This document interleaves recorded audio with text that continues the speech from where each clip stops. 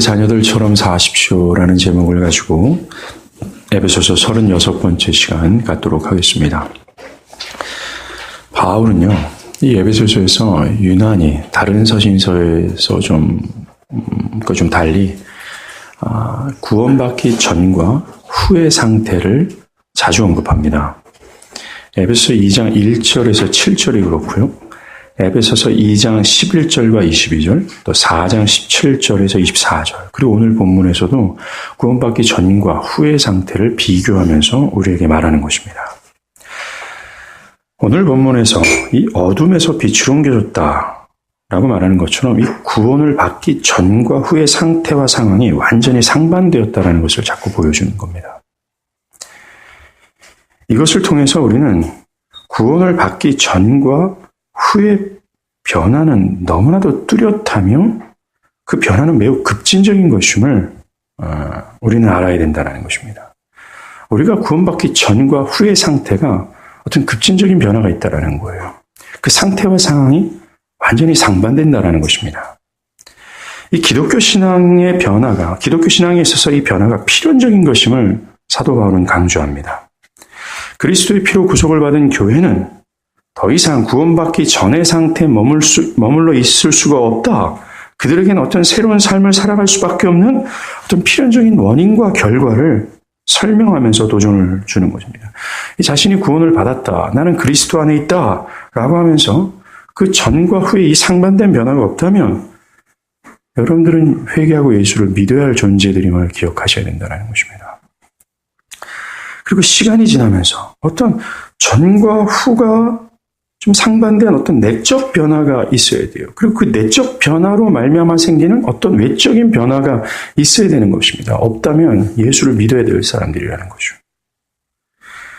우리는 이러한 사도 바울이 전과 후를 비교하는 이런 자주 언급하는 말씀을 통해서 과연 내가 구원받은 자인가, 내가 정말 그리스도 안에 있는 자인가를 충분히 돌아봐야 된다는 것입니다. 그리고 바울이 신자들의 구원받은 전과 이 후의 상태를 비교하는 이 궁극의 목적이 있어요. 최종적인 목적이 있습니다. 이게 뭘까요? 바로 신자들로 하여금 하나님의 영광을 찬미케 하기 위해서 바울은 이것을 언급하는 것입니다. 이 구원받기 전의 상태를 우리가 생각하면 말입니다. 도저히 하나님의 은혜를 입을 만한 입장이 아니었다라는 거예요. 그래서 너희가 이 구원받기 전의 상태를 면밀하게 깨달아서 하나님께서 너희에게 베푸신 은혜의 크기를 깨달아 그 은혜에 전율하여 하나님의 은혜의 영광을 찬미케 하기 위하여 사도 바울은 그것을 언급한다는 거예요. 구원받기 전의 상태가 뭡니까? 허물과 죄로 완전히 죽어서 하나님을 향한 의지를 발휘할 수 없는 완전 무능력의 상태라는 거예요. 하나님을 스스로의 힘으로는 믿을 수도 없고 믿으려 하지도 않는 그런 상태였다는 것입니다. 이것을 알려주면서 도저히 자격이 안 되는 자들에게 값없이 구원해 주신 하나님의 은혜를 찬미케 하기 위해서 이것을 기록한 거라는 거죠. 이것이 에베소서를 기록한 이 바울의 최종의 목적입니다. 에베소서 1장 6절에 있잖아요. 이는 그가 사랑하는 자 안에서 우리에게 거저 주신 바 자격 없는 자에게 그 은혜로 말미암아 하나님이 충분히 받을 만한 의의를 거저 주신 거예요. 일하지도 않았습니다. 그들이 그 의의를 받기 위해서 종교적인 행위와 종교적인 수고를 하지 않았어요. 근데 믿음이라는 이 말라비틀어진 통로 하나 때문에 하나님은 그 거창한 의의, 하나님이 충분히 받으실 만한 의의를 거저 주신 거예요. 그것을 좀 깨달아서 그 은혜의 영광을 찬미하라는 것입니다. 바울은 이 1장 6절에서 자신이 이 에베소서를 쓰고자 하는 이 목적을 딱 전제한 이후에 그 왜 합당한 영광을 돌려야 되는지 그 이유를 계속해서 기록해 나가는 거예요.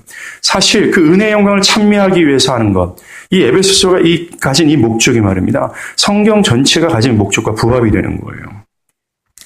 자격 없는 자에게 거저 주시는 그 은혜로 구원을 받는, 이 자격 없는 자에게 거저 주시는 은혜로 구원하시는 이 선하신 하나님을 드러내는 거예요. 그 은혜의 크기가 얼마나 큰지, 사랑이 얼마나 풍성한지를 드러내고 그 드러난 하나님의 사랑을 깨닫고 거기에 전율해서 거기에 압도되어 하나님의 은혜의 영광을 마땅히 찬양하도록 성경에 기록된다는 겁니다. 이 은혜를 깨달은 자들이 교회예요. 교회는 냉랭한 가슴을 가지고 있지 않습니다. 그들의 입술은 굳게 닫혀 있지 않아요. 그들은 그 은혜의 전율을 하고 압도되어서 그 하나님의 은혜를 화산처럼 찬양한다라는 것입니다. 그리고 그 하나님을, 그 은혜 풍성한 하나님을 최상의 기쁨으로 여기며 세상에서 여전히 감사하고 흔들리지 않고 영원하신 하나님의 도성을 바라보는 자들이 된다는 겁니다. 이게 교회라는 거예요. 사랑하는 여러분, 교회가 좀 되십시오. 그리고 마땅히 올려야 될 찬양을 드리십시오. 여러분의 심령 가장 깊은 곳에서 온 세상을 진동케 할 이 우렁찬 찬양이 올라오길 바랍니다. 그래서 여러분, 이 교회를 통해서 하나님의 선하심이 온 조국과 세상에 드러나는 역사가 있길 간절히 바라는 거예요. 오늘도 바울은 교회가 도저히 구원받을 수 없는 상태에서 구원을 받았음을 얘기하는 겁니다. 전에는 너희가 어둠이었더니 라고 얘기해요. 교회의 전의 모습이 어처구니 없는 상태였다라는 얘기를 하는 겁니다. 어둠이었다라고 얘기해요. 교회가 뭡니까, 사랑하는 여러분? 에베소서에서 말하는 교회가 뭡니까? 교회나 창세전에 하나님께서 그리스도 안에서 하늘의 모든 신령한 복을 주시고자 하셨던 그 복의 실체가 교회예요.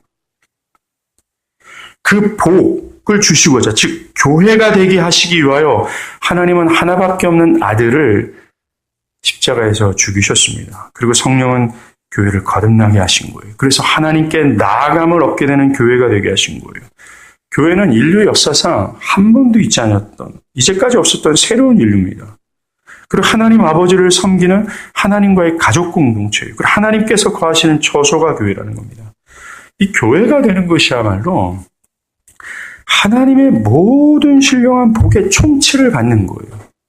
하나님의 모든 복을 모아서 다 주시는 복의 끝판이 바로 교회가 되는 것입니다. 더 이상 줄 수 있을 만큼의 어떤 값지고 더 아름다운 복락이 없어요. 교회가 되는 것 이상으로 말이죠. 그런데 교회가 그전에는 어둠이었다라고 말하는 겁니다. 우리가 주위에서 볼 것이요. 사도 바울은 교회가 어둠 안에 있었다라고 말하지 않습니다. 교회가 어둠 그 자체였다라고 얘기하는 것입니다. 도저히 복을 얻을 자격이 없었다. 죄인이 교회가 되기 전에 어둠이었다라고 한다면 어둠이 뭘까요?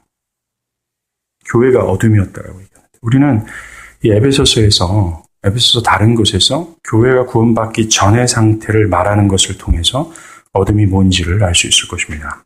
첫째로 어둠이란 에베소서 2장 1절에서 3절에서 말하는 것처럼 허물과 죄로 죽은 상태를 말하는 거예요. 하나님을 향한 의지가 완전히 죽고 오직 허물과 죄로만 행하고자 하는 의지만 있을 뿐이라는 겁니다. 그래서 하나님을 믿으려 하지도 않고 믿을 수도 없는 상태, 이것이 어둠이라는 거예요. 에베소 2장 1절에서 3절은 오직 그들에게는 마귀적 의지만 가지고 있어서 마귀만을 따르는 상태라고 기록합니다. 이것이 어둠입니다. 두 번째 어둠이란 에베소서 4장 17절과 18절에서 말하는 것처럼 마음이 허망해진 상태를 말하는 겁니다. 허망하다라는 게 뭡니까? 어떤 것을 생산할 수 없는 이 무익한 상태를 허망하다라는 거예요. 마음이 허망하다는 것은 그 마음이 황폐해서 하나님이 요구하신 어떤 선한 열매를 생산해내지 못하는 겁니다. 이 무능력 상태에 있는 거예요. 하나님의 말씀을 들어도 그 말씀을 수용할 수가 없어요. 그리고 하나님의 말씀이 생동감 있게 역사하지 못하는 겁니다. 그래서 그 하나님의 말씀이 요구하는 이 변화됨의 열매 있잖아요. 어떤 내적인, 어떤 외적인 어떤 열매를 생산해내지 못하는 상태에 있다는 겁니다. 그들의 지성과 마음이 완전히 삐뚤어져 있어요. 일그러져 있습니다. 그래서 어떤 경건한 삶, 또 하나님의 말씀을 깨닫기에 부적절해요.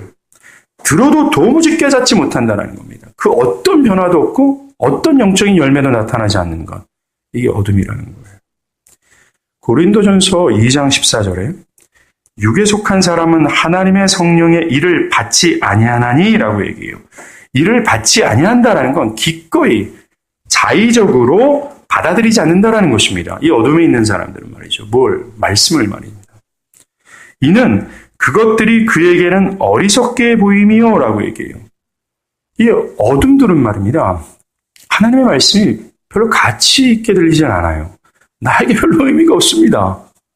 나에게 유익이 되는 건 돈에 대한 이야기고, 이성에 대한 이야기고, 결혼에 대한 이야기고, 이 땅에서 얼마큼 어떻게 하면 잘 먹고 잘 살까 하는 이야기일 뿐이라는 겁니다. 또 그는 그것들을 알 수도 없나니 라고 얘기해요. 그들의 이성과 마음으로 깨달을 수 없다라고 얘기하는 겁니다. 이 어둠에 있는 어둠들은 비록 하나님의 말씀을 귀로 알아듣는다 하더라도 그 말씀에 순종하지 못해요. 그 결과 변화가 없는 겁니다. 마치 아주 황폐해진 사막에 아무런 영양분이 없는 땅에 아주 건강한 씨를 심은다고 생각해 보십시오. 그 씨가 자라나겠습니까? 아닙니다. 줄기를 뻗지 못해요. 뿌리도 내리지 못합니다. 어떠한 열매가 없어요. 이것이 바로 허망한 상태, 어둠이라고 얘기하는 것입니다. 교회 안에 오랫동안 있으면서도 어떤 변화도 없는 사람들이 있어요. 교회도 어릴 때부터 다닙니다. 저처럼 모태신앙으로 있어요. 그런데 어떤 변화가 없어요. 예배를 드려도 그 예배에 생동감이 없습니다. 그 사람에게는. 들려지는 그 말씀이 정말 가치 있게 들리고 그것이 내 안에 역사에서 나의 삶에 어떤 변화가 일어나지 않는 거예요. 그저 항상 똑같습니다. 그렇다고 그 사람은 종교 생활을 안 하는 것이 아닙니다. 주기적으로 교회를 다닙니다. 예배도 참석합니다. 그러나 그 마음 안에 어떤 일들이 일어나지 않는 거예요. 하나님의 말씀에 반응하지 않은 겁니다. 마치 완전히 황폐한 땅에 하나님께서 좋은 씨앗을 던졌지만 그 씨앗을 수용할 만큼의 밭의 상태가 아니라는 거예요. 왜 그럴까요? 죽어있기 때문에 그렇습니다. 그들의 이해력과 지성이 어둠의 지배가 되어서 진리를 알아듣지 못하는 거예요. 육체가 피곤해서 졸기 때문이 아닙니다. 이해력이 부족해서가 아니에요. 요한복음 8장 43절의 말씀처럼 이 바리새인처럼 마귀의 자녀이기에 하나님의 말씀을 알아들을 수 있는 능력이 없는 겁니다. 마음이 허망한 거예요. 이게 어둠이라고 얘기하는 겁니다. 셋째로 어둠이란 에베소서 4장 19절의 말씀처럼 자신 스스로를 방탕에 방임합니다. 어둠은 자신의 죄된 상태를 그저 방관합니다. 죄에 대해서 돌이키고자 하는 의욕이 없는 거예요. 이들은 주님의 말씀을 들어도 그것에 돌이키지 않습니다. 지금의 상태를 괜찮다라고 여기기 때문에 그래요. 자신의 상태와 삶에 대해서 별다른 문제점을 느끼지 못합니다. 하나님의 말씀을 들어도요. 자신의 영혼의 상태가 얼만큼 심각한 상태에 있는지를 깨닫지 못하는 겁니다. 왜냐하면 그들은 눈이 멀어 있기 때문에 그래요. 마치 어둠이 가득한 방에 있으면서 자신이 어떠한 상태인지를 모르는 사람과 같은 것입니다. 자신의 살이 죄로 인해 썩어들어가고 죄의 구더기가 자신의 온몸에 우글거리고 있는지를 모르는 거예요. 자신이 얼마나 하나님 앞에서 흉측한 상태에 있는지에 대해서 전혀 보지 못하는 겁니다. 그래서 이런 끔찍한 상태에 있는 자신을 그저 지속해서 유지하고자 해요. 자신은 별다른 문제가 없다고 생각합니다. 사랑하는 여러분, 여러분들의 인생 가운데 교회를 다니면서 여러분들에게 아주 큰 문제가 있다라는 것, 내가 하나님의 저주 아래 있다라는 사실로 인해서 크게 슬퍼하는 역사가 없었다면 여러분은 아직 어둠이라는 거예요. 교회 안에서 회개하지 않는 사람들의 원인이 이거예요. 자기를 못 보는 겁니다. 이들은 어떤 의로운 것, 어떤 영적인 것들에 대해서 매우 냉담한 마음을 가지고 있어요. 그래서 자신이 죽어마땅한 죄인이며 영원한 형벌이 기다리고 있다는 복음을 들어도 어떠한 감정을 못 느낍니다. 전혀 반응이 없는 거예요. 이들은 그런 상태에 있기를 원해요. 이들은 그저 방탕과 저주와 죄에 자신이 좀 머물러 있기만을 원한다는 것입니다. 결론적으로 어둠이란 에베소서 2장 18절에 말하는 것처럼 하나님의 생명에서 떠나 있는 상태예요. 하나님과 전혀 관계가 되지 않는 상태. 첫 아담처럼 하나님과 단절된 저주의 상태가 어둠이라는 것입니다. 그런데 말입니다. 이런 어둠의 상태에 있던 사람들은 자신들이 교회에 있다라는 그 사실 하나로 또는 하나님을 향한 조금의 의지를 가지고 있다라는 사실로 그 의지는 시간이 바쁘거나 감정이 좀 다운되면 쉽게 사라지는 의지라 할지라도 자신이 하나님과 관계에 있다라고 확신하고 있다라는 거예요. 하나님을 향한 열렬함이 없습니다. 조금의 의지가 있죠. 왜요? 그 사람은 그래도 뚫린 귀가 있어요. 그래서 하나님의 말씀을 듣고 어느 정도 의지를 발휘하려고 하지만 그 의지는 그냥 바람에 나는 겨처럼 쉽게 사라지는 그런 의지일 뿐입니다. 자신 안에 문제가 있다고 느끼지만 그래도 어느 정도 괜찮은 충분성을 어느 정도는 느끼고 있다라는 거죠. 이들은 진리 안에서 자신을 발견하고 지금보다 더 나은 상태가 되기를 위해서 진력하지 않습니다. 믿음의 진보를 위해서 싸우지 않는 거예요. 그저 교회 일이 즐겁고 교회 안에서 사람들과 만나 교제하는 것을 충분성을 느껴요. 만약에 그것이 사라지면 교회를 떠나버리죠. 이것이 어둠이라는 겁니다. 바울은 너희가 전에는 어둠 안에 있었다 말하지 말고 너희가 전에는 어둠 그 자체였다 라고 말합니다. 이 말은 구원을 받기 전 교회는 어느 정도 선한 의지를 갖고 있었는데 어둠 안에 있었기 때문에 어찌할 수 없이 어둠을 따랐다라는 것이 아니에요. 구원을 받기 전에 교회는 어둠 안에 있어서 비록 선한 의지를 가지고 있고 뭔가 선한 구석이 있기는 있었지만 어둠 안에 있어서 그 어둠의 권세 안에 눌려 있었기 때문에 어찌할 수 없이 어둠을 따를 수밖에 없었다라는 말이 아닙니다. 그 자체가 어둠이었다라고 얘기하는 거예요. 기꺼이 그때의 교회는요, 기꺼이 하나님의 말씀을 듣기를 원하지 않았습니다. 기꺼이 수용하지 않았고 기꺼이 따르려 하지 않았다라는 겁니다. 그들 스스로가 기꺼이 방탕에 반임하는 것을 좋아했고 기꺼이 자신 안에 아무런 문제가 없다고 느꼈을 뿐이라는 거예요.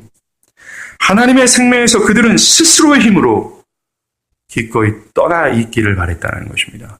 골로새서 1장 13절에 말하는 것처럼 흑암의 권세가 그들을 바깥 어두운 데로 이끄려고 할 때 그들은 그것을 좋아하고 그것을 뒤따라갔다는 거예요.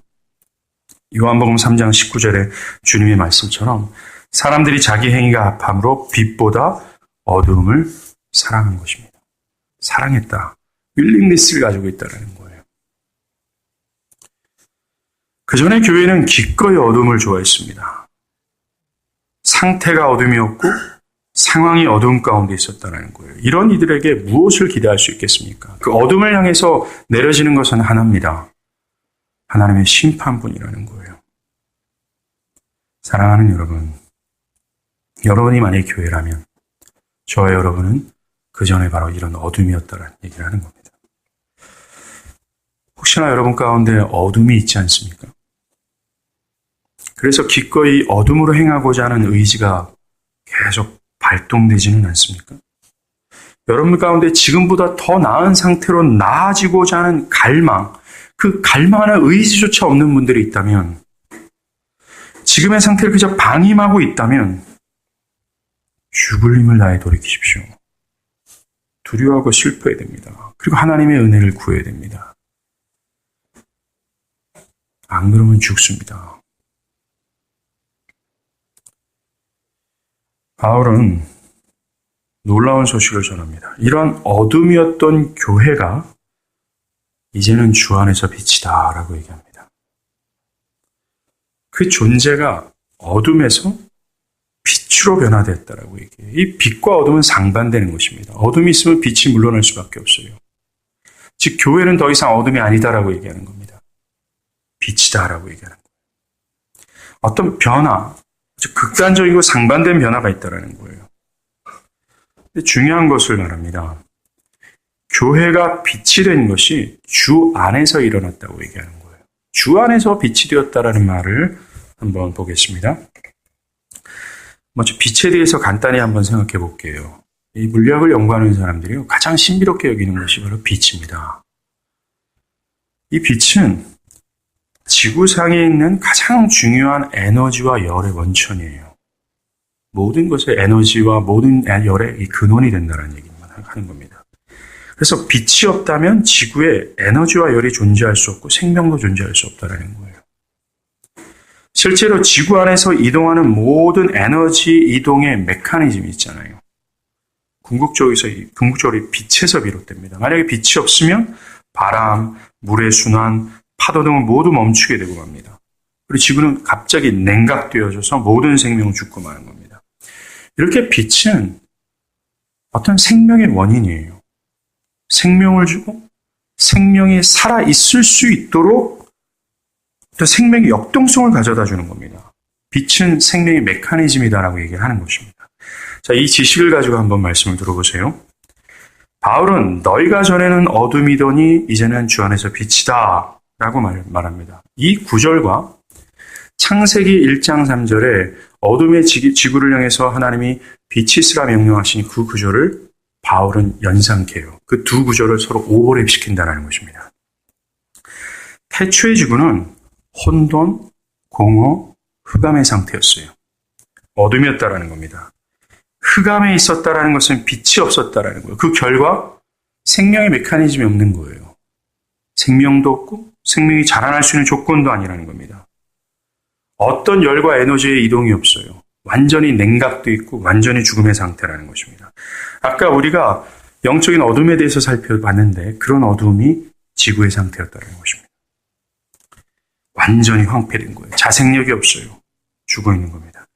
그런 지구를 향해서 하나님 말씀하세요. 빛이 있으라. 그렇게 말씀하시자마자 빛이 생겨납니다. 빛이 임하자마자 완전히 죽어있던 지구가 어떻게 됩니까?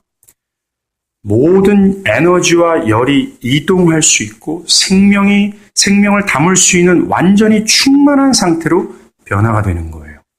갑작스럽게 말입니다. 이 어거스트는 하나님이 빛이 있으라 말씀하실 때 빛이 임한 이 시간의 속도를 10억 분의 1만큼의 빠른 속도로 갑작스럽게 빛이 임했다라고 얘기하는 겁니다. 즉 흑암이었던 지구가 생명의 메커니즘으로 충만하게 된 이 시간적인 간격이 10억 분의 1초라고 그래요. 하나님의 말씀 하나로 말입니다. 경이로운 겁니다. 이 짧은 창조의 시간 안에 이 창조는 아주 완벽했어요. 왜요? 하나님 빛을 보시기에 심히 좋았다라 말씀하셨기 때문에 그래요. 완벽했다라는 겁니다. 이런 놀라운 창조가 동일하게 교회 안에 일어난 겁니다. 이전의 교회는 어둠의 지구와 똑같았어요. 우리가 살펴보지 않았습니까? 하나님의 생명이 되는 하나님의 말씀에 대해서 반응할 수 없어요. 어떤 그 생명력이 자라날 수도 없습니다. 그 말씀이 내 안에 일해서 어떤 변화, 어떤 열매가 나타날 수 있는 그런 상황이 아니었다라는 겁니다. 냉각되어 있는 지구였어요. 자생력을 잃어버린 지구와 같다라는 겁니다. 완전히 황폐해진 어둠의 지구랑 마찬가지라는 겁니다. 그런데 하나님이 흑암이었던 교회를 향해 빛이 있으라 말씀하신 거예요. 그러자 교회가 안에 생명이 주입되어지고 생명이 역동할 수 있는 어떤 상태로 순간적으로 변화가 되는 겁니다. 그래서 말씀에 반응하기 시작해요. 말씀을 이해합니다. 그 이해된 말씀에 순종해요. 순종하다 보니까 변화가 생기는 겁니다. 날마다 그 하나님을 하나님으로 인식하는 삶을 살게 되는 거예요. 지속해서 어떤 생명의 역사들이 되어지는 삶을 살아가는 겁니다. 이게 교회라고 얘기해요. 바울은 이것을 이렇게 말합니다. 한번 성경 찾아볼게요. 고린도후서 4장 6절입니다.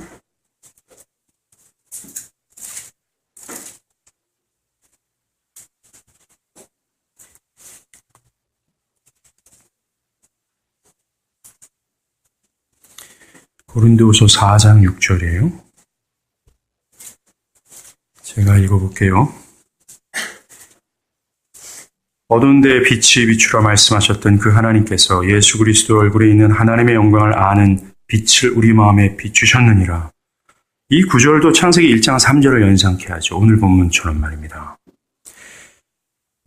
고린도후서 4장 6절에서 예수 그리스도의 얼굴에 있는 하나님의 영광을 아는 빛이라고 얘기하는데 이 빛을 원어로 지식이라고 얘기하는 겁니다. 즉 예수 그리스도를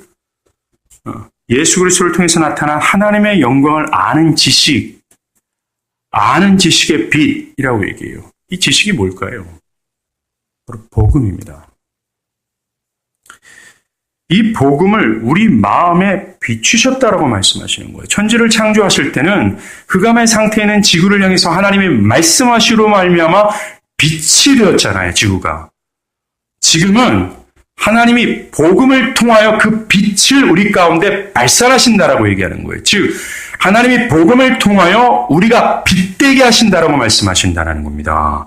복음을 통하여 어둠이 가지고 어떤 생명이 역동할 수 있는 상태로 아주 급작스럽게 변화시킨다는 거예요. 쉽게 말해서 여러분들이 하나님의 말씀을 듣고 있을 때에 하나님의 성령이 여러분들 가운데 들어가셔서 순간적으로 10억분의 1초처럼 지구상에 임하는 그 시간의 속도만큼 여러분들을 급진적으로 빛의 상태로 만들어버린다는 거예요. 이게 거듭남 아니겠습니까?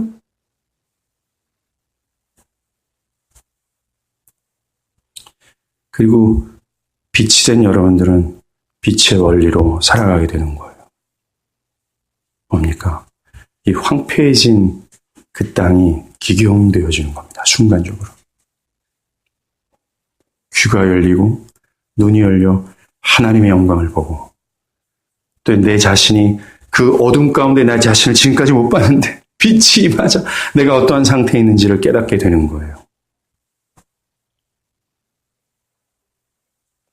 이것이 이제는 주 안에서 빛이다라는 말씀이 되는 겁니다.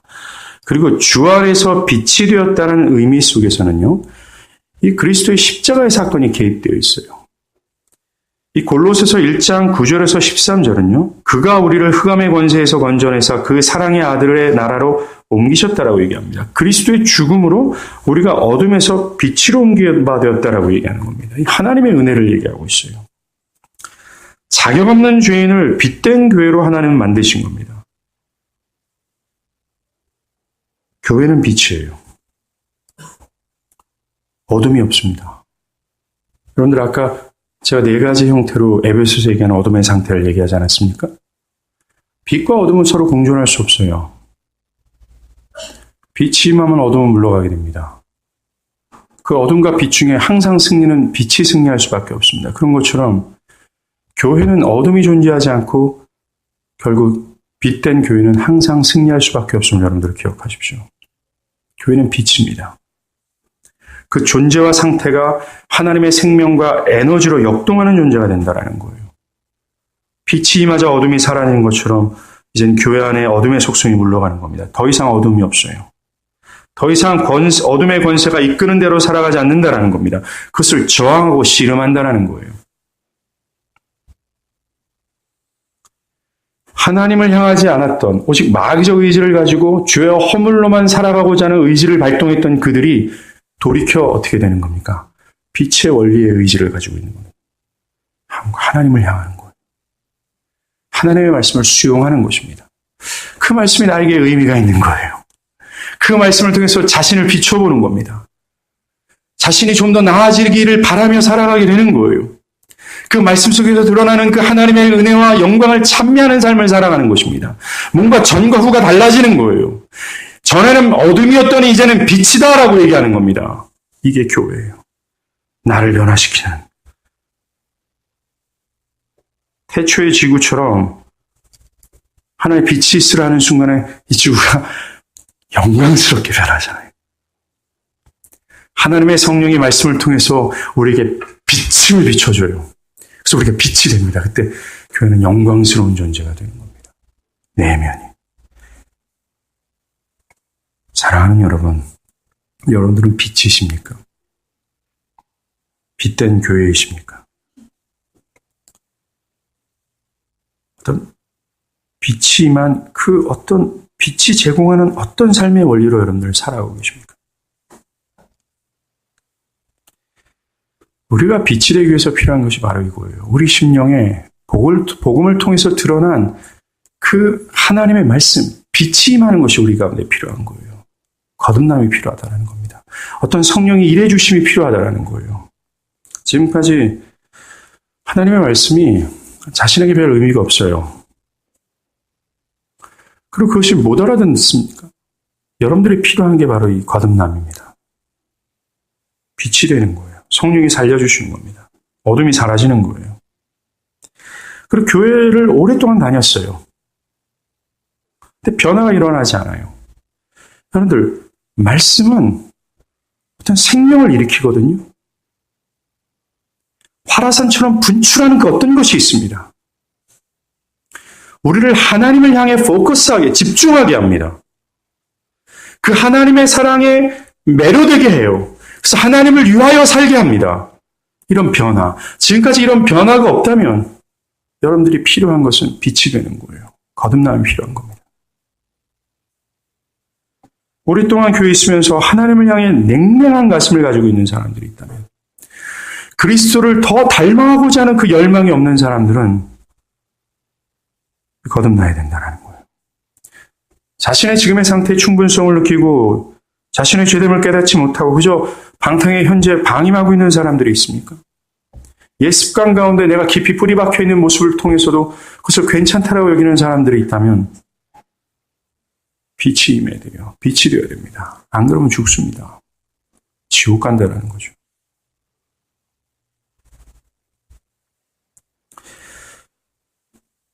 너희가 전에는 어둠이었더니 이제는 주 안에서 빛이라.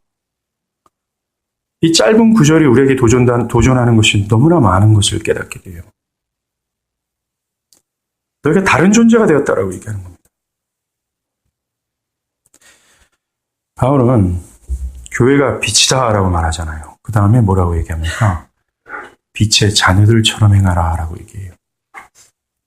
빛의 자녀답게 행하라. 명령합니다.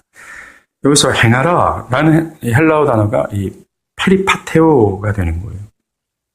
이것은요, 에베소 2장 2절에서 허물과 죄로 죽은 자들이 그 가운데서 행한다라고 할 때 사용했던 단어입니다. 에베소 2장 2절에 그때 너희는 어둠 가운데 있을 때 너희입니다. 그때 어둠 가운데 있을 때 너희는 그 가운데서 행하여 이 세상 풍조를 따르고 공중권세 잡은 자를 따랐다라고 얘기해서 여기에서도 행하가 페리파테오라는 거예요. 이 페리파테오의 뜻은 어떤 방향을 향해 걸어간다, 어떤 것을 따른다라는 거예요. 아까 어둠이었을 때는 뭡니까? 그 어둠 가운데 행했다라고 얘기합니다. 어둠을 따라갔다? 어둠의 방향을 향해 걸어갔다라는 겁니다. 뭡니까? 오직 그 어둠, 이 죄와 허물의 의지를 가지고만 살아갔다. 그런데 이제는 거기서 돌이켜 뭡니까? 어떤 빛의 방향? 어떤 빛의 원리? 빛이 가지고 있는 의지에 따라 살아간다. 그것을 따라 행한다. 라는 말을 하는 겁니다. 빛의 원리를 따라서 이 어둠이었을 때는 그 어둠 자체가 편했어요. 그 사람은. 그것이 너무나 자연스러웠습니다. 근데 이제는 빛을 따라 살아가는 것이 자연스럽고 편한 것이 되는 거예요. 제가 아까 빛의 원리대로 살아간다고 얘기했잖아요. 이게 빛의 자녀들처럼 행하라 이 말은요, 도덕적으로 살아가라는 말 그 이상의 얘기를 하는 겁니다. 빛된 자녀답게 생활하자, 빛된 자처럼 살아가라는 것은 그저 전도해라, 선교해라 이런 말의 의미가 아닙니다. 더 높은 거예요. 하나님께서 빛이 되게 하셔서 이 빛이 되는 빛이 주는 원리가 있잖아요. 어떤 생명, 이 역동함, 수용함으로 말미암아 변화되는 것. 이런 빛의 원리를 가지고 살아간다는 거예요. 이게 뭘까요? 빛이 임한 지구가 모든 생명을 받을 수 있고 그것이 역동할 수 있는 것처럼 하나님의 은혜로 빛된 교회는 하나님으로 인해 살아간다는 거예요. 하나님의 생명을 받은 자로서 그 생명과 은혜가 주어졌을 때 발생하는 어떤 삶이 있지 않습니까? 그 삶대로 하나님의 말씀에 반응하고 그 말씀이 내 안에 작용되어지는 거예요. 말씀에 순종하고 내면과 삶에 그 말씀이 개입되고 하나님의 개입되고 하나님의 뜻대로 살아가게 되고 하나님의 모든 복락이 역사되는 그런 상태 속에서 살아가는 것, 이게 빛의 자녀들처럼 살아간다, 행한다라는 것입니다. 만약에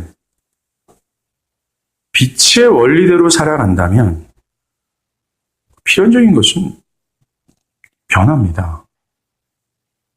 자라남이에요. 그 상태로 고착화될 수 없습니다. 밭이 기경된 아주 기름진 밭에 건강한 씨앗이 심겨졌다면 열매는 필연적인 것처럼 마찬가지입니다. 빛이 된 자들이 빛의 원리를 따라 살아간다면 변화는 뒤따라올 수밖에 없다는 거죠. 이 빛의 원리를 다음 주부터 좀 본문을 가지고 설명할 텐데요. 오늘은 몇 가지만 개괄적으로 한번 볼게요. 우리가 만약에 이 빛의 원리로 살아간다면, 여러분 빛의 원리라고 제가 얘기하는데 다르게 표현할 수가 없어요. 이해하십니까? 네, 이해한다는 전제로. 우리가 이 빛의 원리로 살아간다면 나 자신은 주님을 따르게 될 겁니다. 요한복음 8장 12절에요. 예수께서 말씀하여 이르시되 나는 세상의 빛이니 나를 따르는 자는 어둠에 다니지 아니하고 생명의 빛을 얻으리라라고 얘기합니다. 주님을 따른대요. 마태복음 10장의 말씀처럼 아비나 어미를 예수님보다 더 사랑하지 않습니다. 나의 아들이나 딸을 예수님보다 더 사랑하지 않게 될 겁니다. 자기를 부인하고 십자가를 지고 주님을 따르게 될 거예요. 이것이 관념성에만 머무는 것이 아니라 실제로 나의 시간, 나의 물질, 나의 인생 전체를 부인하며 나의 것이 아니라 주님의 것이라는 사실을 인정하고 주님을 위해서 살며 주님을 따른다는 거예요. 그는 절반의 순종을 하지 않습니다. 하나님 여기까지만 하나님을 섬기겠습니다라고 선을 긋지 않아요. 빛의 자녀로 산다는 것은 나의 전부가 그리스도를 따라가게 된다는 거죠. 그렇지 않겠습니까? 하나님께서 우리에게 빛되게 하신 원인은 그 은혜의 영광을 찬미케 하기 위해서 하나님 앞에서 흠이 없는 자로 하나님께서 세우시기 위해서 우리를 빛되게 하셨기 때문에 그래요. 두 번째, 우리가 빛의 원리로 산다면, 빛의 원리로 산다는 게 참된 신앙, 참된 신자면 이런 얘기를 하는 거죠. 우리는 자신의 상태를 하나님의 말씀 앞에 항상 자각하며 살아갑니다. 아까 어둠 가운데 있는 사람들은 하나님의 말씀을 수용하지 않을 뿐만 아니라 하나님의 말씀이 얘기하는 자신의 상태를 못 깨닫고 살아간다고 얘기했잖아요. 자신이 얼마나 흉측한 상태에 있는지를 모르고 그냥 괜찮은 인간처럼 살아가는 거예요. 그러나 빛이 임할 때 빛된 삶의 원리를 따라 살아가는 사람들은 말입니다. 이거 반대예요. 말씀이 지적하는 자신의 죄를 인정합니다.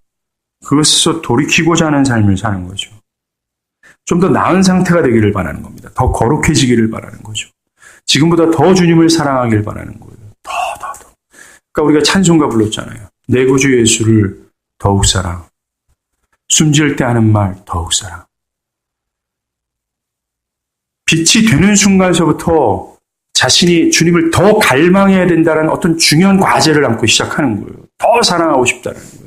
더 하나님을 뚜렷하게 보고 더 하나님과 친밀해지기를 바라는 과제가 시작되는 거예요. 그게 언제까지? 죽는 그 순간까지 더욱 사랑하기를 원합니다라는 바람으로 살아간다는 거죠.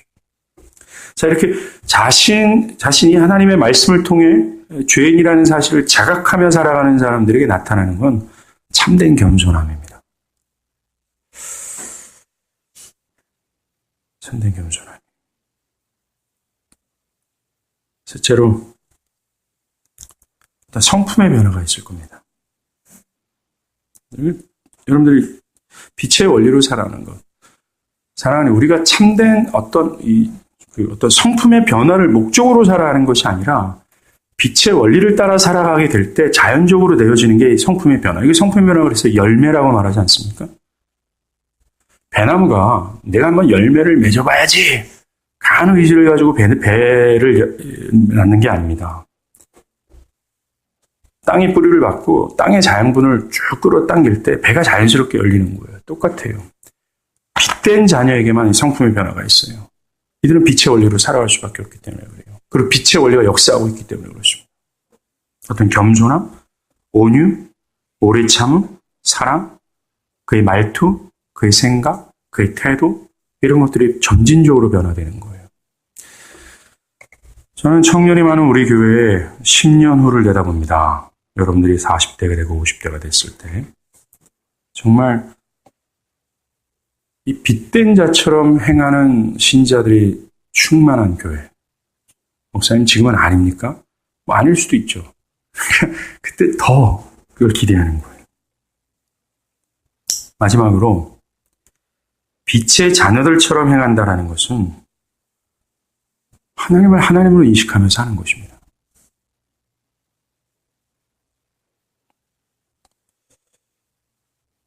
그래서 그 하나님을, 그 영광스러운 하나님을 알아서 그 은혜의 영광을 찬미하는 거예요. 교회 안에서도 입술이 닫혀있는 사람들이 왜 닫혀 있습니까? 이 은혜의 하나님을 모르는 사람들이 그 은혜의 하나님을 왜 사람들이 모르고 있습니까? 그 전의 상태, 어둠이었던 것을 모르기 때문에 그래요. 자기가 어디로부터 구원을 받았는지, 자기가 구원받기 전에 얼마나 자격 없는 자인지를 깨닫지 못했기 때문에 그렇다라는 거예요. 왜 사람들의 마음에 하나님을 향한 냉랭함을 가지고 있을까요? 그 예배에 어떤 역동함도 없고 예배에 대한 어떤 기대가 왜 없을까요? 왜 그럴까요? 그 전에 자신이 어둠이었다는 사실을 깨닫지 못하고 있기 때문에 그래요. 즉 그들이 어둠이기 때문에 그렇습니다. 바울은 이 하나님의 크신 형용할 수 없는 은혜를 보여주고자 애를 쓰고 있어요. 그러면서 이 은혜를 은혜답게 깨닫게 하기 위해서 그 전에 어둠의 상태가 어떠한 상태인지 완전 무능력하고 불가능한 상태임을 분명히 자각하게 하여서 너희가 이런 상태에서 구원을 받은 거야 이 사람들아 라고 말하면서 그 은혜의 찬미를 향해서 입술을 활짝 열게 할 수 있도록 바울은 우리를 자극해 주고 있는 거예요. 거기에 합당하게 반응하길 바랍니다. 어둠의 사람들처럼 하나님의 말씀에 저항하지 않는 거예요. 이런 빛의 원리로 빛된 자처럼 사십시오.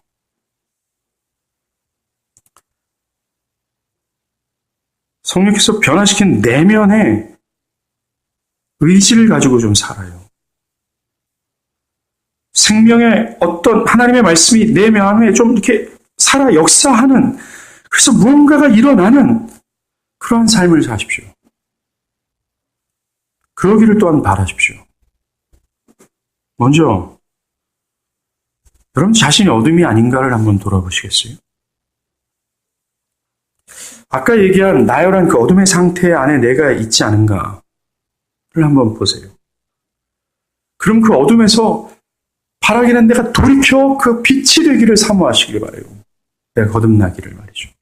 뭔가 변화되기를. 죽지 않고 살라고 얘기하는 겁니다. 지옥 가지 말고 천국 가라는 얘기를 하는 거예요. 마귀의 자녀가 아니라 하나님의 자녀가 되기를 힘쓰라는 것입니다.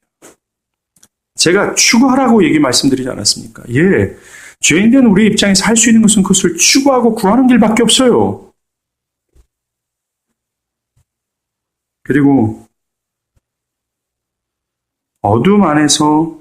어둠에서 빛되게 하신 그 하나님의 은혜를 기억하십시오. 저는 이 말씀을 묵상하면서 그 전에 어둠이더니 이제는 빛이라, 주 안에서 빛이라. 이 구절이요.